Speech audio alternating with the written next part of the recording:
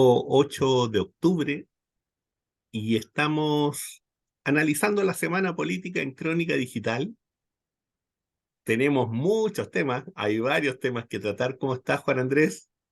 Hola, buenas noches, Omar. Aquí estamos tratando de, de comprender, analizar y ver lo que ocurre en la franja, en el Oriente Medio, un conflicto, una situación obviamente de impacto mundial, y ya necesitamos tratar de compartir con nuestras amigas y amigos eh, esta situación.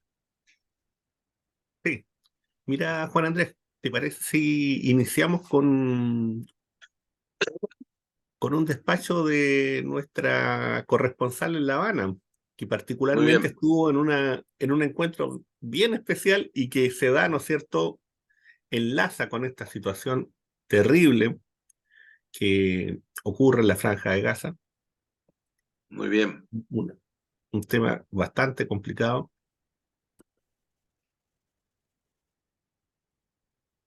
Hola a todas y todos, soy Florencia Lagos, corresponsal de Crónica Digital desde La Habana. El pasado 6 de octubre se celebró en la residencia del embajador de Egipto el 74 aniversario de las relaciones diplomáticas entre Cuba y Egipto. Cuba es el primer país del Caribe que establece relaciones diplomáticas con Egipto. Egipto también ese día conmemora el día de la liberación de su país en una acción conjunta que llevó a cabo en los años 1973, 6 de octubre, con Siria, para poder, en palabras del embajador, liberar el territorio egipcio de un enemigo poderoso que contaba con apoyo de actores internacionales muy potentes. A esta reunión asistió el embajador de Palestina en La Habana, a quien el embajador de Egipto en Cuba reiteró su apoyo irrestricto para encontrar una solución pacífica al conflicto con Israel, declarando Jerusalén como capital de Palestina. En ese momento, el embajador de Palestina recibió muchos aplausos de todos los países del Caribe, representados en sus embajadores que asistían a este evento. En este sentido, el embajador señaló que es muy importante esta alianza del mundo árabe y africano que representa Egipto con los países del Caribe y con África en su conjunto. Les mando un fuerte abrazo, soy Florencia Lagos, desde La Habana para Crónica Digital.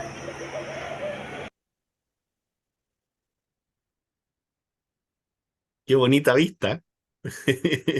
Bueno, el malecón es una maravilla, claro que sí.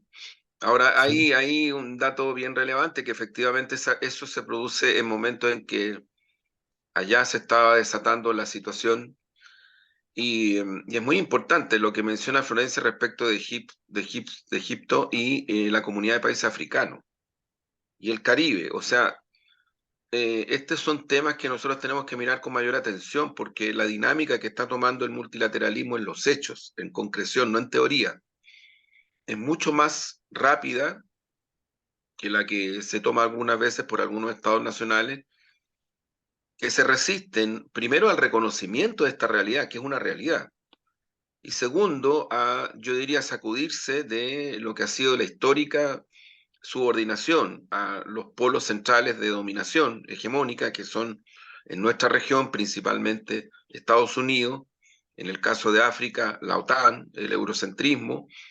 Eh, y creo que todas estas situaciones van configurando un nuevo escenario planetario que hay que observar, y que no está ajeno a lo que está ocurriendo en estos momentos, que estamos aquí 9:20 21:21 de la noche del día domingo 8 de octubre, de lo que está cursando en el Oriente Medio, en la Franja especialmente, pero ya también en Cisjordania, donde también hay confrontación militar. sí, Y en fin, hay una serie de situaciones que están cursando con mucha intensidad. sí. Mira, nuestro medio asociado RT eh, tiene una visión bien interesante del conflicto a través, ¿no es cierto?, de su agencia de noticias, de su proceso de investigación, que yo creo que sería interesante poder escuchar por la visión que ellos entregan, ¿no? Y que tiene otros elementos distintos a lo que se acostumbra dentro de Sí, nuestros medios, por lo menos. sí.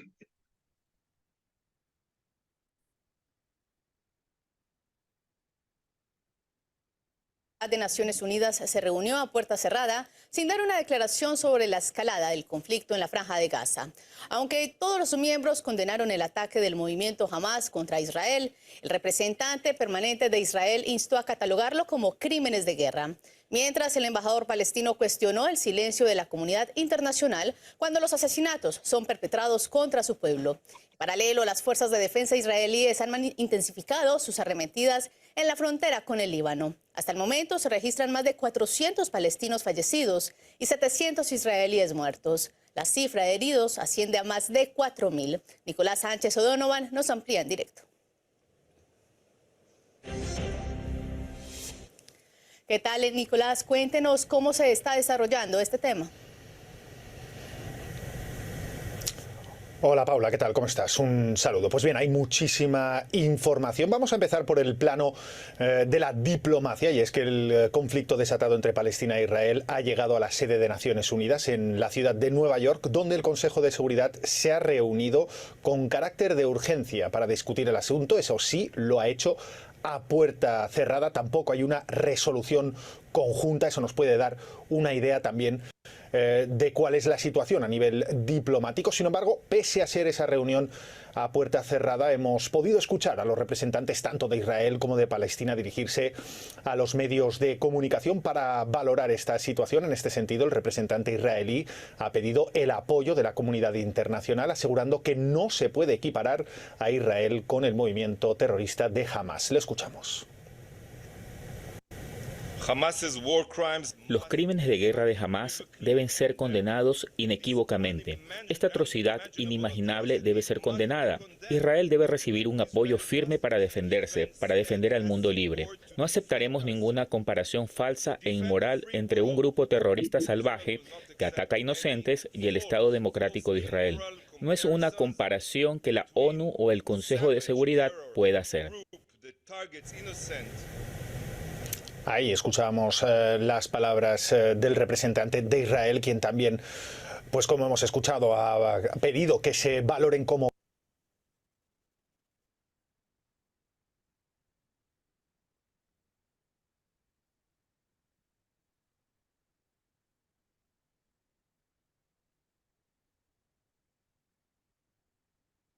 Se cortó. Sí, un problema ahí con la También ha asegurado que su país va a seguir conexión.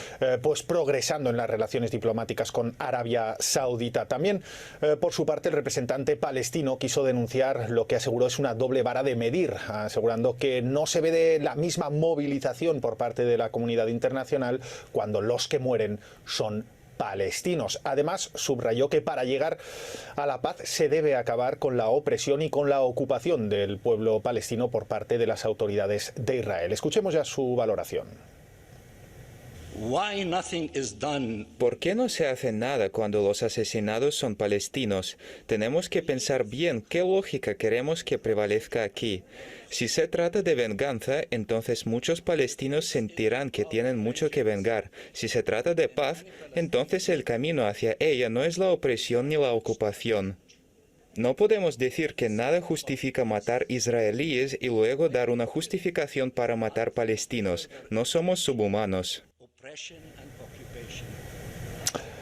El representante palestino también añadió que no se debe interpretar ese mensaje que está sacando a la palestra internacional Israel de que tiene derecho a defenderse como una licencia para matar. Además, el diplomático también solicitó una reunión urgente de la Liga Árabe que podría celebrarse en Egipto, concretamente en el Cairo, en los próximos días. Recordemos también que el gobierno de Israel ha declarado formalmente la guerra a Hamás Hamas. Ya en clave estadounidense, pues escuchamos ya durante el fin de semana al presidente Joe Biden mostrar su apoyo firme a Israel, y este domingo el mandatario pues ha dado un paso más, asegurándole en una llamada telefónica a su homólogo israelí, a Benjamin Netanyahu, que la ayuda adicional estadounidense a Israel ya está en camino. Es más, el primer avión de la Fuerza Aérea estadounidense ya llegó a Israel con asistencia militar, y Estados Unidos ya ha hecho o ha realizado movimientos. Concretamente, ha enviado un portaaviones y también destructores al Mediterráneo Oriental para apoyar a Israel, y el Pentágono informó también en un comunicado de que ha movilizado el portaaviones Gerald Ford de la Armada estadounidense, además de cruceros de misiles guiados, también como 4 destructores de misiles guiados. Por su parte, el secretario de Defensa, Lloyd Austin, ha anunciado además que Washington proporcionará al ejército israelí equipos y recursos adicionales, incluidas municiones. Entre este domingo y los próximos días, Estados Unidos también transferirá cazas F-35, F-15, F-16 y aviones de ataque A-10 adicionales al Medio Oriente en medio de estos combates entre Israel y Hamas. Sobre el terreno, obviamente la situación es extremadamente grave, extremadamente violenta. El número de muertos y heridos no cesa de escalar. El Ministerio de Salud de Gaza ya habla de centenares de muertos por los bombardeos israelíes precisamente en la franja, entre los que se incluyen decenas de niños. Además, hay miles de heridos y también hay decenas de miles de desplazados, según las propias agencias de Naciones Unidas que operan precisamente en Palestina. En Israel la situación también es trágica, con milicianos de Hamas aún sobre territorio israelí, también con cohetes que siguen saliendo desde Gaza.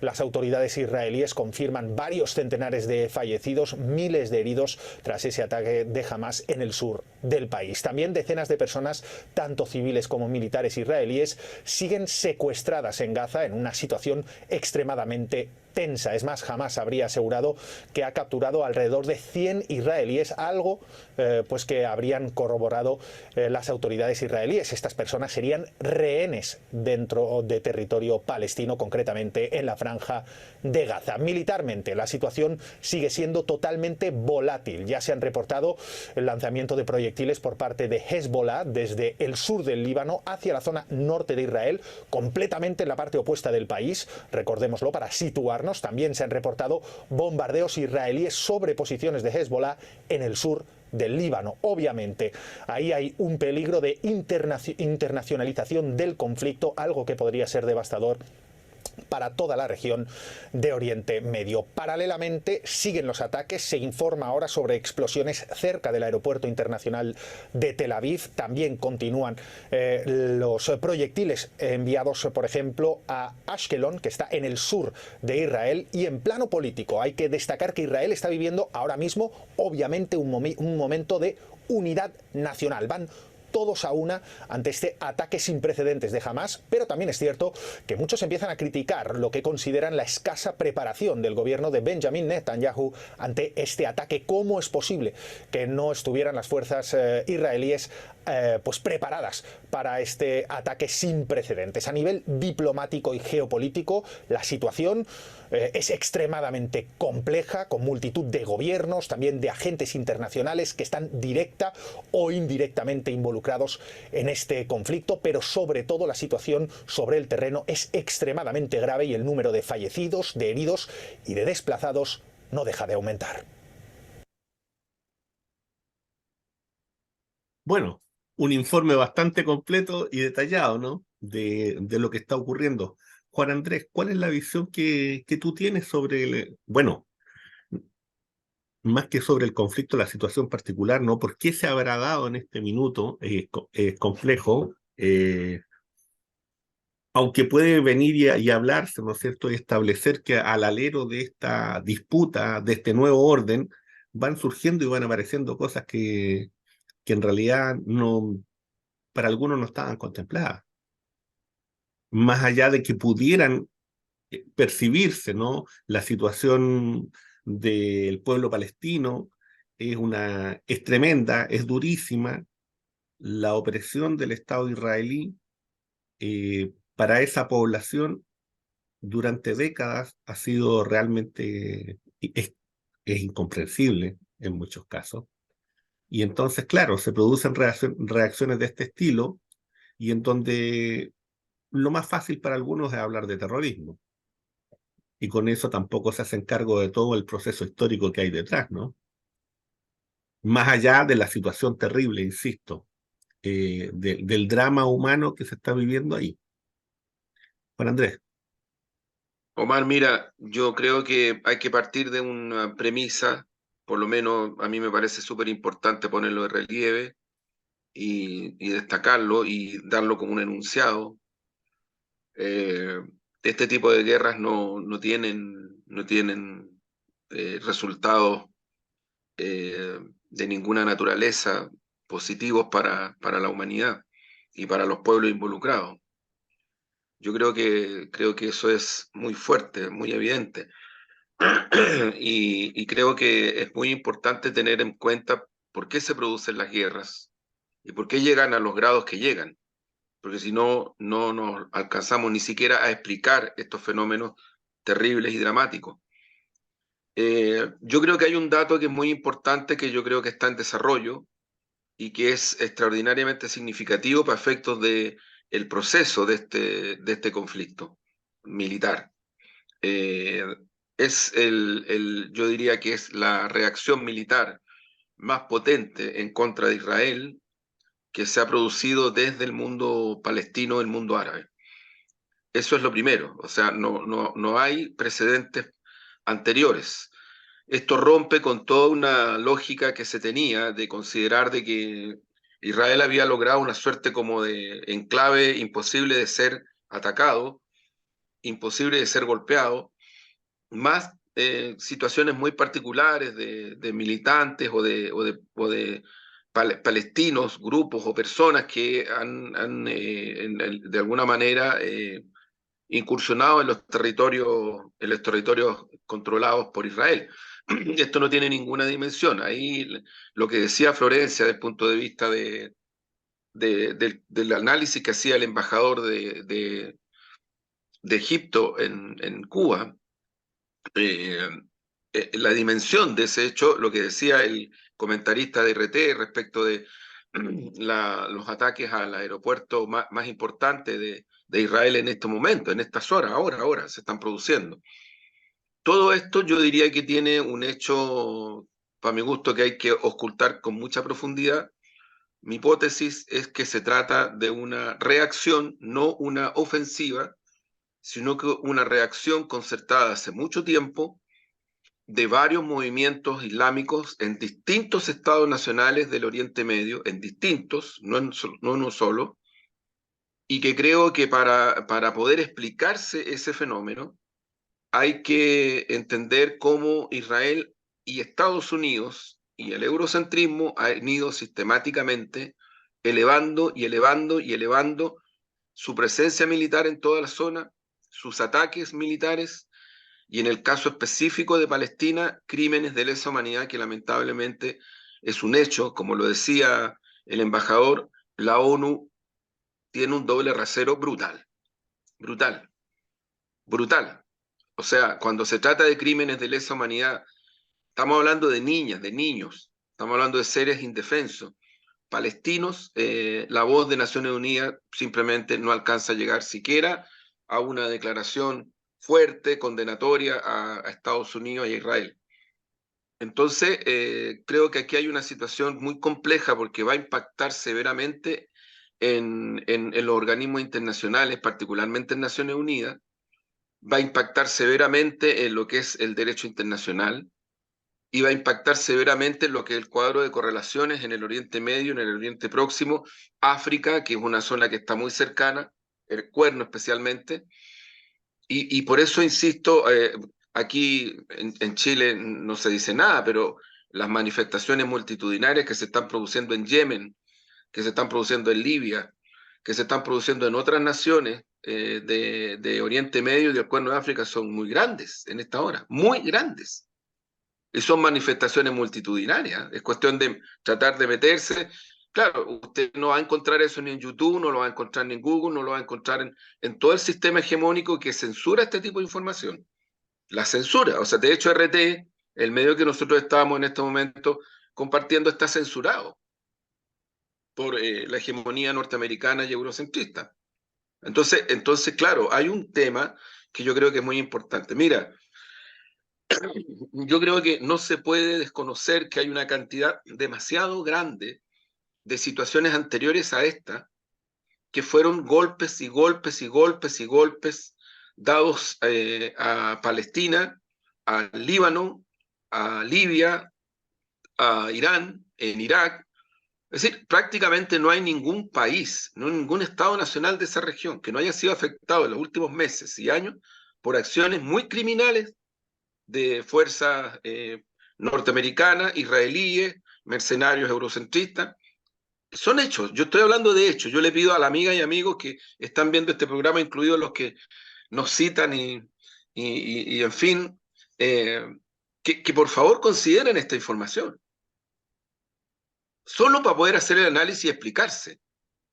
Porque de otra manera, la caricatura tapa todo, nubla todo, y puede llevar a justificar atrocidades inmensas, como ocurrió en la Segunda Guerra Mundial y como ha ocurrido con las más de 60 intervenciones militares del imperialismo norteamericano en las últimas décadas. Más de 60 golpes de Estado, intervenciones, en fin. Estamos hablando de ese tipo de situaciones.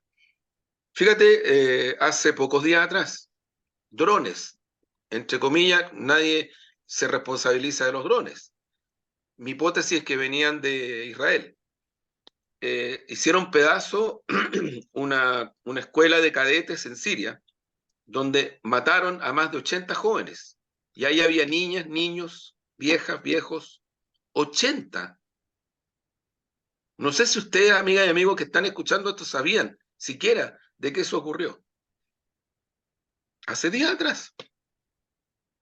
Entonces, es cierto que cuando se produce este tipo de situaciones, la visión, ¿no? La cosmovisión de la trayectoria de los acontecimientos es muy importante. Es extraordinariamente importante para poder tomar en cuenta el análisis real de lo que está cursando. Dicho esto, y yo insisto, o sea, aquí hay organismos internacionales, yo diría que Naciones Unidas intenta, pero está bastante atrás, pero hay otros organismos internacionales que tienen incluso cuantificado los últimos meses la tragedia humana que ha significado el asesinato de niñas, de niños, de personas indefensas por fuerzas israelíes en el territorio de la Franja, en Cisjordania y en un montón de otros lugares más. Y eso está cuantificado. Claro, uno dice, es muy difícil poder valorar la cantidad de personas cuando las personas son asesinadas de esta naturaleza. Pero bueno, pero no son 2, 3, 4, son decenas, decenas y decenas y decenas. ¿No? O sea, si uno analiza la situación que ha ocurrido en todos estos meses y años respecto del pueblo palestino y el Líbano y de otras naciones más, la proporción no equivale. No equivale. Lo que ocurrió ahora es que rompe este precedente. Y yo lo encuentro dramático, pero lo rompe. Es decir, ¿qué es lo que pasa? Esa especie de bloqueo que se suponía que Israel tenía para impedir, como lo ha hecho otras veces, la entrada de cohetes, la entrada de milicianos, ¿no? No sé si no funcionó, no sé si lo sorprendieron, desconozco, no me quiero ir por hipótesis superficiales. Lo único que sí puedo creer es que esto se estaba preparando hace mucho tiempo. Y se preparó en sigilo y se preparó de una manera que simplemente pasó por arriba de todo el sistema de inteligencia del Mossad y del Estado israelí y norteamericano, porque estamos hablando de sociedades estrechísimas. O sea, no nos pasemos películas. No nos pasemos películas. Aquí hay sociedades estrechísimas que prácticamente operan simultáneamente, igual que los aparatos de inteligencia europeos operan, y no hace poco, hace muchos años, hace centenares de años. O sea, no estamos hablando de una cosa tan nueva. Prácticamente toda esa zona han sido colonias de países europeos y también de Estados Unidos, neocolonias. Entonces, voy al segundo punto que me parece súper importante. ¿Quién domina a quién? ¿Quién está militarmente dominando a quién? Y esto viene también de hace mucho tiempo. Israel. Israel. Y lo que ha hecho Israel es ir todavía abriéndose camino para generar mayor control hegemónico militar en primer lugar, y su avanzada son los grupos de personas que se van a instalar a determinadas residencias o territorios, tienen resguardo militar, son altamente provocadores, altamente provocadores. El ejército israelí constantemente está generando situaciones cotidianas de hostigamiento y de violaciones a los derechos humanos muy flagrantes. Y estas colonas y colonos son parte de ese plan. No son gente que actúa de una manera individual, son parte de un plan de control territorial hegemónico del dominio del territorio palestino ancestral, histórico. Eso está ocurriendo hace muchos años. Destruyen casas, matan gente. En fin, esto está ocurriendo hace muchos años. Por eso insisto, si uno no ve el proceso completo del cuadro general, así como algunos no quieren ver lo que pasa con las comunidades mapuche y sus reacciones, y de lo único que se preocupan es solo de una circunstancia que nadie está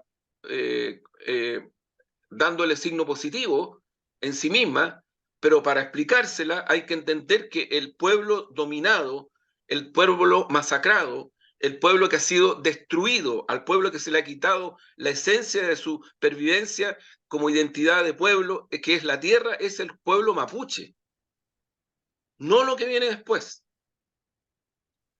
Hasta Bernardo Higgins entendió un poco más que el actual Estado chileno, que las comunidades mapuches necesitaban territorio y necesitaban pervivencia para poder existir. Hasta Bernardo O'Higgins. Dicho en proceso, Bernardo Higgins hoy día estaría siendo cuestionado por las oligarquías de Chile, por las derechas y por otros que esconden el derecho internacional, El acuerdo de esconden todo, 1823, si no me equivoco. ¿sí?, para justificar muchas cosas que hoy día están cursando en la macrozona sur en particular. Y los esfuerzos que se están haciendo por tratar de generar una lógica de devolución de tierra, un nuevo trato, zonas extraordinariamente pobres, y también cosa que no hicieron los gobiernos de la concertación ni los de la derecha, atacar directamente a los flagelos como son el narcotráfico, como son los grupos que operan en esa zona también. Entonces, claro, yo te diría, Omar, que cuando se está frente a este tipo de situaciones, hay que necesariamente mirar la realidad. Yo no estoy inventando nada de lo que he dicho, nada. Me quedo corto. Incluso me quedo corto respecto de Palestina.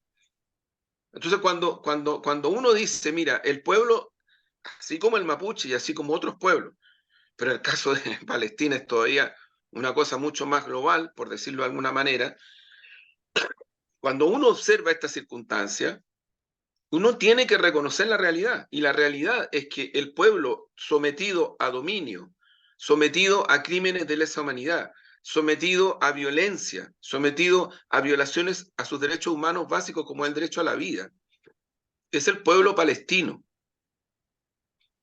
Y durante décadas, o sea, no estamos hablando de uno o dos, no estamos hablando de hechos episódicos, estamos hablando de una política de Estado que impulsa el Estado israelí y el Estado y Estados Unidos y algunos países europeos de una manera frontal y directa. Mire, amiga y amigo que está escuchando, ¿usted cree que esto fue como una reacción así? No se demoró una hora el presidente de Estados Unidos en decir que enviaba un portaaviones que es de los más avanzados, que enviaba aviones de guerra, que enviaba varios cruceros, y ya tienen cruceros en esa zona, sí, ya tienen. pero van a fortalecer. O sea, mi hipótesis es que lo que viene es una reacción superior en términos de armamento nuclear, armamento de guerra, superior a lo que Estados Unidos movilizó en la Segunda Guerra Mundial después de que los ataca Japón. Muy superior. Estamos hablando a proporción. Yo no quiero caer en extremo ni en caricatura, nunca me ha gustado, pero a proporción de lo que fue la reacción militar norteamericana inicial a la que es en este momento, es muy superior la reacción norteamericana de apoyo y de respaldo absoluto a Israel. Estados Unidos no ha dicho una palabra del punto de vista de llamar a Israel a sentarse a una mesa, a conversar, a detener esta terrible escalada que está cursando. No ha hecho nada, no ha dicho nada. Estados Unidos está haciendo la guerra a Israel. La guerra de invasión. Eso es lo que está haciendo. Y lo que puede ocurrir en los próximos días hay que mirarlo con atención porque puede ser terrible para la humanidad. Y nos podemos quedar muy cortos de lo que está pasando en estas horas. Muy cortos. Porque cuando el Estado de Israel le declara la guerra a Palestina, eso lo conversó previamente con el imperialismo norteamericano. Esto puede ser 3 o 4 veces más grave de lo que está ocurriendo en la frontera, en donde el imperialismo norteamericano y el eurocentrismo de la OTAN fueron a provocar a Rusia. Puede ser 3 o 4 veces más grave. Y aquí va a haber un impacto en la economía tremendo, va a haber un impacto en la geopolítica, porque ahí hay zonas geopolíticas que son referenciales para el transporte marítimo y otros más. Estamos recién empezando a vivir una situación muy dramática que lamentablemente el Consejo de Seguridad de Naciones Unidas, puerta cerrada, parece que no logró nada. No logró, a lo menos, no hay acuerdo. no logró. No, lo que pasa es que el imperialismo norteamericano ya tomó la decisión de ir a la guerra. Por supuesto. Pues, se está movilizando un material impresionante de guerra a esa zona. Sí. Entonces, yo creo que lo que tenemos que observar es esas características, esos rasgos. Ahora, lo nuevo, efectivamente, lo dije antes, es que nadie se esperaba una reacción militar a la dimensión que ha tenido hasta este momento por parte de Hezbollah, por parte de Hamas y por parte de otras fuerzas que transversalmente existen en esa zona, en Irán, en el Líbano, en Libia, en Yemen y en un montón de otras zonas más, un montón de otras regiones más. No se esperaba, yo creo, esta reacción que ha sido muy dura, violentísima, fuertísima. Hay situaciones que todavía no se conocían y se siguen conociendo en la medida en que hay reconstrucción de los hechos. Pero esto no había ocurrido antes, efectivamente. No se había producido en ningún momento de este conflicto histórico ancestral que fuerzas militares intervinieran al interior del Estado de Israel. Y así como algunos hablan de unidad nacional, otros también están observando lo que está pasando con el Mossad y con lo que está pasando con el gobierno de Israel. Porque ocurre que el gobierno de Israel es de extrema derecha. Sí. Netanyahu representa a los sectores más derechistas dentro de Israel. O sea, los que constantemente han intentado abrirle camino a la violencia armada, a la represión y al ataque permanente y sostenido provocando situaciones terribles en Palestina. Y mira el resultado. Sí. Lo que su postura es la limpieza étnica, ¿no? Esa es su postura. Es que Netanyahu no es primera vez que es primer ministro de Israel. Sí, pues. No, pues. Ha sido varias veces. Sí. Ha sido electo, ¿eh? Ojo. Sí, no es que sí. no es que se lo imponga, porque Israel tiene para adentro un sistema representativo. Hacen elecciones. Sí. Pero siempre, constantemente, él ha sido de los que ha empujado con mucha fuerza una política que para él es la legítima, que es el exterminio del pueblo palestino, la destrucción, su fragmentación. Y miren lo que estamos. Sí. Entonces yo creo que es complejo lo que está ocurriendo en esa zona, es muy complejo, yo concuerdo con un análisis que hacía hoy día, en la mañana temprano estuve trabajando en eso con un experto británico que se ha especializado en esto, y él decía con cierta pesadumbrez, no sé si la palabra exacta, pesadumbrez, pero con cierto sentido de, no de pesimismo, sino que de drama, que en verdad los dos países que podrían cambiar el actual cuadro de situación son China y Rusia, más otras potencias del BRICS, porque Estados Unidos simplemente está desbocado. Sí. El imperialismo norteamericano ya había mostrado una situación peligrosísima para el planeta, peligrosísima, cuando decide no respaldar, sino que empujar el ataque a Rusia. Nosotros, con humildad pero con convicción, lo hemos dicho otras veces, esto hay que entenderlo desde el punto de vista de la dialéctica marxista, de la dialéctica de la historia. El imperialismo norteamericano y el capital especulativo financiero están cayendo en una escalada que no es que mañana se termine, no es eso, pero que están cayendo en una situación muy crítica a nivel planetario. Hay un agotamiento, hay una desagregación, hay varios fenómenos que están cursando. Y yo creo que eso explica en parte estos comportamientos violentísimos y criminales por parte de Estados Unidos, porque no es solo que no se demoró, insisto, no se demoró ni una hora, no dice ni una palabra Biden respecto, No, no. oye, calmémonos, veamos la forma de... No, él dice, nosotros estamos con Israel y le vamos a mandar, o sea, yo creo que hay que tener una ingenuidad salvaje o ser muy complaciente con el imperialismo norteamericano para creer que esto no tenía ya una definición previa. O sea, si estos son planes que tienen ellos estructurados, oye, si no es cuestión de decirle, oye, esto es Hollywood, no es Hollywood. O sea, cuando uno le dice, oye, mira, el portaaviones Ford, que es uno de los más grandes que tienen, se va para, oye, no es nada así, po. O sea, esa cuestión tenía ya una preparación. Por Lo supuesto. que sí, y los cruceros que van para allá también, lo que sí está ocurriendo es que yo creo que no se esperaba en la dimensión, en la intensidad, esta acción militar de Hezbollah, de Hamas, y seguramente de otras fuerzas que generan una lógica distinta a la que había habido hasta Sí, esta tal hora, vez, digamos. fíjate que a lo que tú estás planteando, yo agregaría lo siguiente, ¿ah? Yo diría que esta situación se inserta dentro de un ámbito, ¿no es cierto?, donde estamos ya en una situación de guerra. Lo hemos dicho nosotros varias veces en este programa, lo hemos repetido de manera reiterada, ¿no es cierto?, que la situación de Ucrania es un conflicto entre la OTAN y la Federación Rusa, y es un conflicto donde está involucrado Estados Unidos, ¿no es cierto?, también, que las consecuencias del conflicto no son las que se esperaban, y que esta derrota que la OTAN está sufriendo y que Estados Unidos está sufriendo en Ucrania es demasiado poderosa y fuerte, que al alero de esto también se abre el cuadro, ¿no es cierto?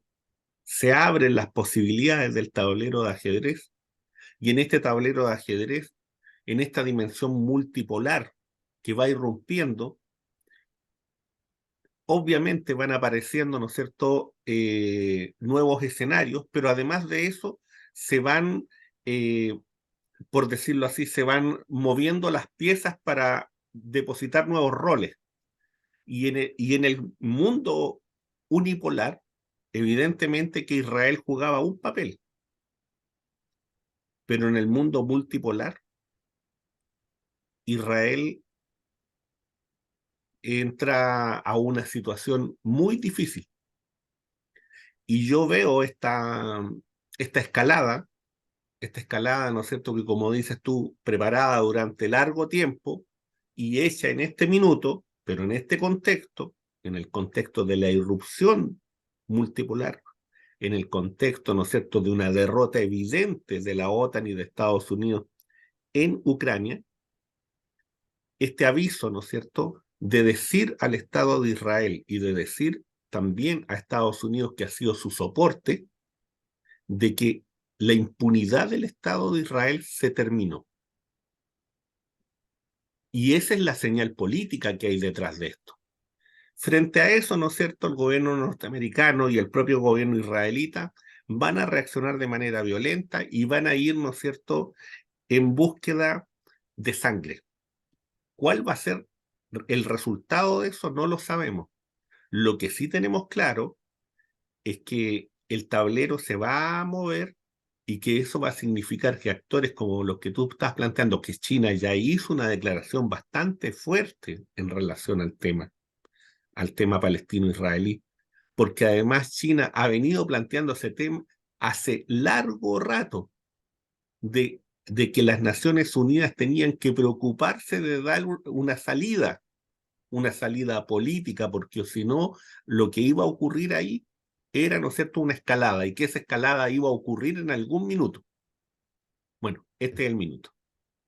Y durante todos esos años que se pidió un trabajo en relación al tema, ese trabajo no se hizo, no fue escuchado. La misma situación en la que plantea, ¿no es cierto?, la Federación Rusa, a través de Sájarova, cuando viene y dice, oye, el acuerdo inicial en el que la gran comunidad internacional estaba de acuerdo es el del 67, pero de eso ha quedado borrado. Sí, después. Ese acuerdo inicial, ¿no es cierto?, las acciones del Estado de Israel, el apoyo norteamericano y de otros países de Occidente a las políticas genocidas, a las políticas de limpieza étnica, ese No, silencio. y sabes, Omar, que hay claro, que ahí hay sigo en lo que tú dices, lo que pasa es que en esa zona los pueblos no son necesariamente los estados nacionales que se reflejan formalmente. Entonces, Hamas, Hezbollah y otros movimientos de ese tipo no tienen solo presencia en la franja o en la Cisjordania o en el Líbano. Tienen presencia en el territorio que es de Libia, de Argelia, de Irán, de Irak.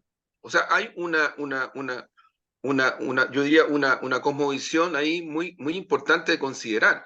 Y todos estos estados que he mencionado y todos estos pueblos que he mencionado, en los últimos años han sido severamente castigados con represión y crímenes de lesa humanidad por parte de Estados Unidos, Israel y sus socios. Si eso es. Entonces hay una situación, mira, el impacto que está provocando esto, yo insisto, si alguien quiere hacerse una visión un poco más global de las circunstancias, vean lo que está pasando en muchos países de esa región, las manifestaciones multitudinarias que se están generando, pero multitudinarias. El impacto que produjo hace muchos años atrás, no tantos tampoco. Yo creo que hay gente que a lo mejor no lo recuerda, pero sería bueno que lo tengan presente. Cuando fuerzas israelitas militares asesinaron a un niño que su padre lo tenía abrazado, palestino, en una muralla, no tenían nada, no tenían nada, y lo agarraron a balazo y lo mataron, y el hombre palestino lloraba y clamaba a su Dios,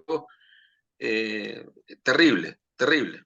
El impacto que eso produjo en las comunidades y en los pueblos musulmanes fue brutal. Fue brutal. Entonces yo diría que alguien con mucha fragilidad, con mucha superficialidad podría decir, bueno, pero usted está empatando. No, si yo no estoy empatando nada. No me interesa eso. No es el tema del empate. Quien me pregunta a mí que yo estoy empatando, sí quiere empatar. Pero partamos del origen. Yo vuelvo a la comunidad mapuche. El pueblo mapuche no atacó, fue atacado. ¿Alguien del Estado Nacional chileno tiene cuantificado cuántas mujeres, cuántas niñas, cuántos niños mapuches fueron asesinados? Primero en la lucha de la llamada conquista española y luego por las fuerzas militares y policiales del Estado Nacional chileno. ¿Eso no vale? O sea, cuando se trata de esas guaguitas, de esos niñitas, niñitos, ¿no valen? Ni siquiera la historia los tiene registrados. Entonces, ¿y quién está invadiendo? Hay dos informes de las Naciones Unidas, de relatores internacionales, que condenan al Estado chileno por esto. Por esto. Aquí lo hemos dicho, hay gobiernos de la concertación donde fueron asesinados bajo esos gobiernos. No digo, no, bajo esos gobiernos, 6 jóvenes mapuches. ¿Y eso qué es lo que es? ¿Y por qué se rebelan? ¿Y por qué resisten? ¿Porque son caprichosas, caprichosos, terroristas? ¿Quién es el terrorista? ¿Quién es el terrorista? Entonces, cuando se está ante esa situación y la dimensión que tiene el conflicto palestino y la dimensión que tiene frente a un Estado que constantemente ha buscado el exterminio y solo temporalmente ha buscado un diálogo para la paz, siendo gobernantes israelíes, incluso atacaban sus derechos humanos básicos por haber intentado eso. Entonces creo que la dimensión del conflicto hay que mirarla en su profundidad y a mí me parece que es extraordinariamente complejo lo que está cursando en el planeta. Yo solo agrego una cosa más, mira, y no es casual, esto que tú decías es cierto, o sea, el multilateralismo, las economías, el monetarismo, la especulación financiera tienen mucho que ver con bancos que tienen apellidos, porque en este planeta que vivimos hay bancos que tienen apellidos de familias y son transnacionales y corporaciones de tremenda influencia, mucho más allá de un Estado nacional. Amiga y amigo, si usted quiere ver alguna relación entre esos poderes, vea las relaciones entre algunos bancos que operan corporativamente en forma transnacional entre Israel y Estados Unidos, a lo menos. Y se va a encontrar con cosas que son súper fuertes, porque son poderes fácticos que en realidad trascienden con creces las economías nacionales. Inciden mucho más que cualquier organismo internacional. Y ocurre que cuando se producen estas crisis, ¿no? Esos poderes también actúan. O sea, el análisis marxista de la Segunda Guerra Mundial tiene, entre otras, como causalidad la situación económica. La emergencia del capital todavía no era especulativo, pero el capital transnacional. Sí. Entonces, claro, lo que pasa es que ni las películas de Hollywood ni nada de eso lo ven, no lo quieren ver. Pero no es que no exista, existe. Y lamentable y trágicamente las víctimas siempre son los de siempre, Oye, los de siempre. Juan Andrés, estamos en Crónica Digital analizando la Sí. semana política. Los invitamos a visitar el Café Crónica Digital ahí en Maturana con Huérfanos, a propósito. En el ámbito nacional, bueno, el tema que ha rondado en estos días, ¿cierto?, es que una parte del trabajo, ¿no es cierto?, del Consejo Constituyente ya acabó. Hay un principio de documento que tendrá que pasar ahora por los expertos, se va a revisar, qué sé yo, aquí y allá. Y hay elementos, ¿no es cierto?, que ya se conocen, algunos que están generando mucha preocupación, y en donde vemos una ciudadanía que en realidad tampoco está tan informada de lo que está pasando, ¿no? Eh, Mucha que yo diría que está pasando por el lado y a lo mejor puede que aparezca la tesis, la hipótesis, ¿no es cierto?, de que tal vez por desdén, tal vez sencillamente por sacarse el cacho, como se dice, se apruebe sin ni siquiera saber lo que se está aprobando.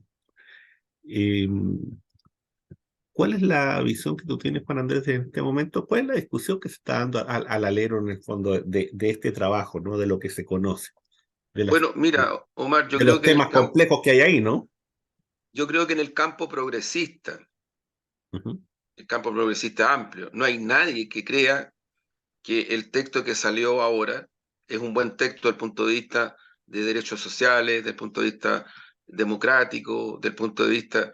No, o sea, el diagnóstico es una regresión brutal que pasa incluso por arriba de la actual Constitución. Eso es. O sea, yo no conozco a nadie que valore positivamente del mundo progresista el texto que ahora está en manos de expertas y expertos. Ese es un dato que es súper importante tenerlo presente. ¿Cuánto en este proceso que queda, que es muy corto, se va a poder modificar aquello? Yo creo que no se va a poder modificar mucho. Creo que las correlaciones son las que son, personas que fueron electas, personas que tienen, no las expertas y los expertos, porque las expertas y los expertos fueron nominados por sus partidos en el Parlamento, en fin, todo eso, pero las personas, porque después viene de nuevo, vuelve al Consejo, ¿no? Las personas que fueron electas y electos tienen las correlaciones que tienen, o sea, ahí manda Republicano, la UDI y Renovación Nacional, y son mayoría lejos, ¿no? ¿Cuánto ellos van a tratar de establecer para darle mayor legitimidad a lo que ellos ya están hablando como si fuera un acuerdo nacional? No lo sé, pero creo que ese camino está ahí. Es extraordinariamente peligroso lo que hay entonces en el futuro inmediato. Luego, yo lo he dicho otras veces, lo he dicho en otros medios en estos días, a mí me parece que hay que considerar en toda su dimensión y con toda la profundidad un factor que ya en el plebiscito anterior y en las últimas elecciones ha mostrado ser realmente un poder prácticamente mucho mayor que todos los partidos políticos juntos, que son los medios de comunicación hegemónicos, particularmente 3 o 4 canales de televisión que tienen unas teleaudiencias tremendas y que desde allí se hace y se direcciona una línea de mensaje, así como fue el plebiscito anterior, y que todavía no empieza con toda la intensidad, pero yo creo que en los próximos días va a empezar. Va a empezar. Ya hay por ahí dando vuelta unos videos que muestran por dónde se van a ir, por dónde se van a pegar. Hay que tener presente que los estudios cualitativos, estudios reales, estudios que no son falsos, lo que mostraron es que mucha gente, 5 millones, 4 millones, en realidad de los 5 millones que votaban por voto obligatorio, votaban rechazo porque asociaban el rechazo a un rechazo a nuestro gobierno. Y fueron tremendamente impactados por la caída del sexto retiro y porque el proyecto que el gobierno finalmente presentó también se cayó. Y nunca perdonaron esa situación. La situación de esos millones y millones de personas y más otras y otros no es buena en este país. Socioeconómicamente hablando, no es buena. Hay un estado de subjetividad complejo. El salario, hay desocupación, el poder adquisitivo, los precios. Es decir, no estamos en una situación en donde uno pudiera decir, no, si esto no va a afectar la intención de voto. Sí, la va a afectar y mucho. Entonces yo creo que esa campaña que hoy día en el Mercurio, en una entrevista, Kass la diseña y dice que va por el apruebo y con tales y cuales características, todavía no empieza. Todavía no empieza con toda la magnitud que va a tomar. Y va a ser extraordinariamente complejo enfrentarla. Ahora, creo que en ese contexto es muy importante la convergencia de todas las fuerzas políticas y sociales que se ponen en una posición de sostener y defender los mínimos de una constitución democrática para el futuro de Chile, a nivel de derechos sociales, huelga, salarios, vivienda, educación, pensiones, derechos de las mujeres, derechos de las niñas y los niños, derechos de las adultas y los adultos, las pensiones y otras cosas más. En fin, o sea, yo creo que ahí está el nudo principal de convergencia. Porque de verdad que nos volveríamos a equivocar, pero tremendamente, si empezamos con que los mejores 30 años de Chile fueron de la concertación, pero nos van a hacer pedazos. O que empecemos a asociar, ¿no es cierto?, cosas con nuestro gobierno, porque también no nos va a ir bien. Porque también no nos va a ir bien. A lo mejor lo que estoy diciendo no le gustará a mucha gente, pero yo me estoy amparando en estudios, en resultados electorales, en tendencias, porque quiero efectivamente que en Chile no se imponga una constitución tan regresiva y brutal como la que se está planteando por parte de la derecha. Ahí hay otro equívoco grande que ha costado caro. El haber pensado que había espacio para hacer tratativas con un sector de la derecha y aislar a republicanos.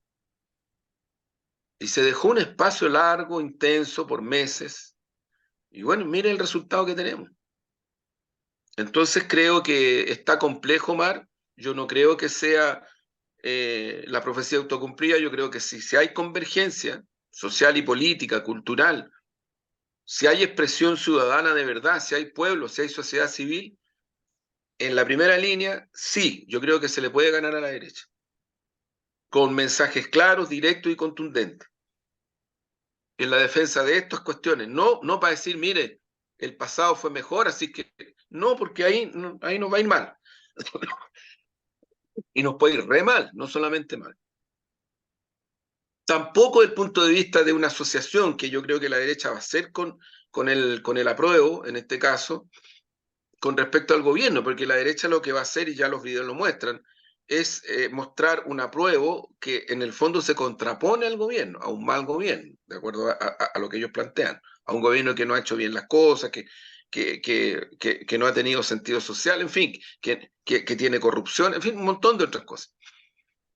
Entonces, yo creo que también hay que mirar bien el punto de referencia de nuestra línea de mensaje, porque nuestra fortaleza está efectivamente en que la ciudadanía sí sigue queriendo una nueva constitución y también quiere una constitución con estas características que no tiene esta. Si la derecha y el sistema hegemónico mediático, para generar esta línea de mensaje, tienen que mentir. Tienen que construir mensajes que no son verdaderos, porque al final, oye, el golpe de Estado y la dictadura lo dio la derecha, po. Ellos instalaron el capitalismo salvaje, el neoliberalismo, la acumulación de capital, nos tuvieron a Chile por años y años en unas hambrunas terribles. Las familias chilenas la pasábamos recontra mal, finales de los 70 y buena parte de los 80. Si la reacción de la gente de protesta fue porque la pasaba muy mal, aquí había hambruna. ¿Quién privatizó la educación? La derecha, la dictadura, y siguieron después de los 90. Lo que pasa es que ahora le llaman libertad de elegir. ¿Quién dejó en el suelo el sistema de salud público? Hasta hoy. ¿Quién? La dictadura y los gobiernos de pacto transicional que tampoco supieron darle de verdad una inyección potente, estratégica, intensa a la salud pública como se requería. Aún así, esa salud pública, Piñera lo reconoce, es la que nos salvó en la pandemia, pues. Aún así. Entonces, claro, yo creo que hay que mirar bien nuestra línea de mensaje. Yo creo que la mayoría ciudadana quiere una nueva constitución, la asocia a derechos básicos. Nadie quiere que se juegue con los derechos de las mujeres. Nadie. Nadie. Muy una minoría está en eso. Pero hay que tener también cuidado con la búsqueda y la legítima interpretación de las mayorías, no de minorías. No de minorías. Y ahí es donde yo siento que hay que tener claro y no perdernos, porque la experiencia anterior, la campaña y la acción que se hizo para el plebiscito anterior fue desastrosa por parte nuestra. ¿Para qué estamos con cosas? O sea, si no, En realidad no fue muy, sí, el no diseño fue, estratégico no fue muy afortunado. no, fue muy malo. Ahora eso no quita que teníamos ese monstruo hegemónico mediático que lo tenemos ahora de nuevo. Sí.